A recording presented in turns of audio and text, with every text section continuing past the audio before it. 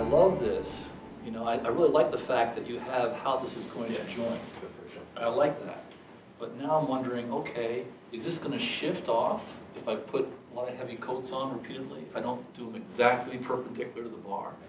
My name is Bill Lovejoy. I am a professor of technology and operations in the Ross School of Business, University of Michigan, and I have a joint appointment in the School of Art and Design.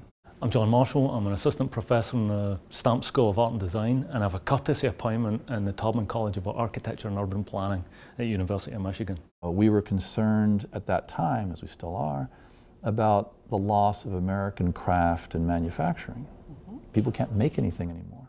The course is called Integrated Product Development.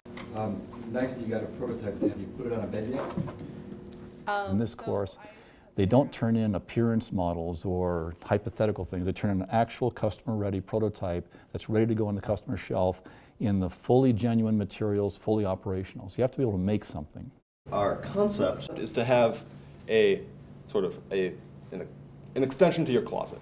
I think there's something in the cleverness of the joints. If you can do that just so it's I mean that becomes attractive to a certain type of person. My contribution in this course is the design side of things. So everything from what design is, you know, how to go about doing it, how to go about thinking about it, you know, how to actually engage with craft and tools and the making of things, which is really interesting. In this course, we put together cross-functional teams. Each team has at least one engineer, one MBA, and one art and design student. We need people with organizational skills, obviously, team dynamic skills, the classic roles you play in teams.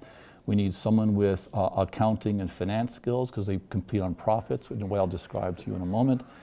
So we have this list of skills that we need, and we have to make sure each team has at least one expert. We give every team the same design challenge, and the teams compete with each other in that design challenge, as they would if they were independent businesses. Now these teams have to develop a fully functional product, as I've described, but they also have to develop a manufacturing process by which they would make that product, complete with fixed and variable costs of materials and labor. To my knowledge, IPD is the only course in the country that combines a fully functional customer-ready prototype with an economic competition. It's common in engineering schools, for example, to make a functional product out of real materials, but there's no economic motivation for it. Typically in business schools, we have all sorts of economic competitions, but they're all simulated. Like you and I make decisions and the computer determines our market share and we compete that way. Fine, but there's no real artifact. There's nothing, it's all virtual. This is the only course I know of that has a fully functional customer-ready prototype combined with an economic competition.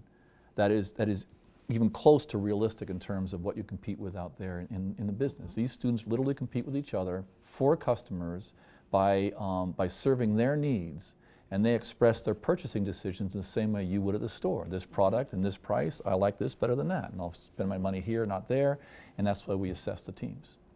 They compete in two different markets. The second trade show is a physical trade show where each team gets like a 12 by 12 foot section to put up a booth just as they would at a regular trade show. And they hawk their wares, and we invite people from the community, typically get, you know, in the 400 range. Again, the fraction of people that register a vote for a given team is that team's market share. In the web show, we have typically over 1,000 people from around the world that will vote. So when I say 1,000, I mean 1,000 legitimate votes. Those I know will include IPD alumni. They like to vote, and they're all over the world, so they log in. We have the Tauber Industrial Advisory Board, and we know they vote. And then we have people in the business, engineering, and art schools, we know they vote. And then there's a population around the world, who knows where they come from.